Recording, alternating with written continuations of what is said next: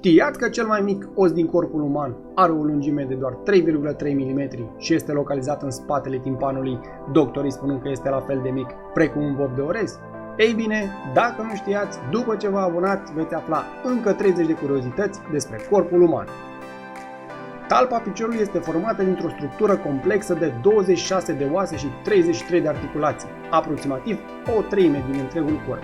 Creierul este alcătuit din apă, astfel că o deshidratare de numai 2% poate să afecteze memoria, atenția și capacitățile cognitive. Creierul, deși percepe și interpretează durerea, acesta nu are receptori. Durerile de cap aparțin țesăturilor adiacente materiei nervoase. Arzi mai multe calorii când dormi decât atunci când te uiți la televizor. O persoană petrece în medie 25 de ani dormind. 42% din bărbați și 25% din femei nu se spală pe mâini după ce folosesc toaletă.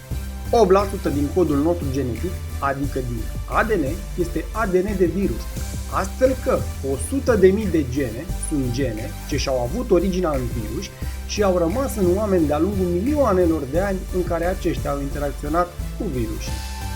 Ficatul este cea mai complexă uzină a organismului, ficatul uman având peste 500 de funcții indispensabile vieții normale.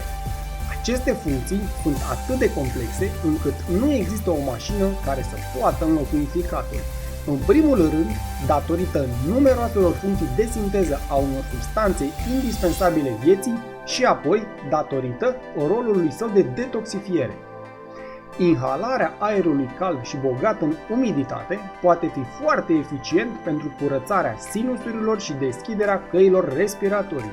Oamenii care lucrează noaptea au tendința să fie mai grași. Dacă ți-ai putea folosi toți mușchii corpului în același timp și în aceeași direcție, ai putea mișca până la 25 de tone. Cel mai rapid mușchi al corpului tău este cel folosit pentru a clipi. Acesta te ajută să clipești de până la 5 ori pe secundă. Pentru a vorbi, folosești numai puțin de 72 de mușchi ai feței și limbii. O persoană merge zilnic în medie de 6 ori la toaletă.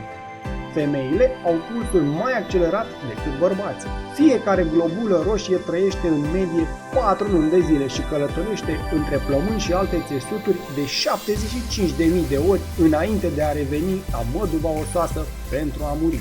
Sângele tău este de 6 ori mai gros decât apa. 44% din oameni au avut cel puțin o fractură. Este nevoie de putere și pentru a sta în picioare. Mușchiul soleus, aflat în partea de jos a gambei, trebuie să fie foarte puternic din moment ce luptă cu gravitația în fiecare secundă petrecută în picioare. Dacă nu ar fi acest mușchi, ai cădea pe spate de fiecare dată când încerci să te ridici. Ochiul uman diferențiază mai multe nuanțe de verde decât de alte culori. O persoană are în medie 1460 de vise pe an. Unele femei pot avea o mutație genetică ce le permite să distingă milioane de culori în plus. Fiecare centimetru pătrat al corpului uman are în medie 32 de milioane de bacterii. Ochiul uman clipește de peste 4,2 milioane pe an. Sângele reprezintă aproximativ 8% din greutatea corporală. Părul crește rapid, aproximativ între 10 și 15 cm pe an. Singurul lucru din corp care crește mai repede este măduva osoasă. Inima bate de peste 3 miliarde de ori în durata medie de viață a omului. Sprâncenele se reînnoiesc la aproximativ 2 luni, iar genele la 5 luni. Cornea este singurul țesut din corpul uman care nu este vascularizat. Oamenii și câinii sunt singurele specii cu capacitatea de a căuta indicii vizuale în ochii al cuiva, iar câinii fac acest lucru doar cu oamenii. Dacă v-a plăcut ce v-am prezentat, puteți lăsa în comentarii și alte curiozități despre corpul uman pe care le știți.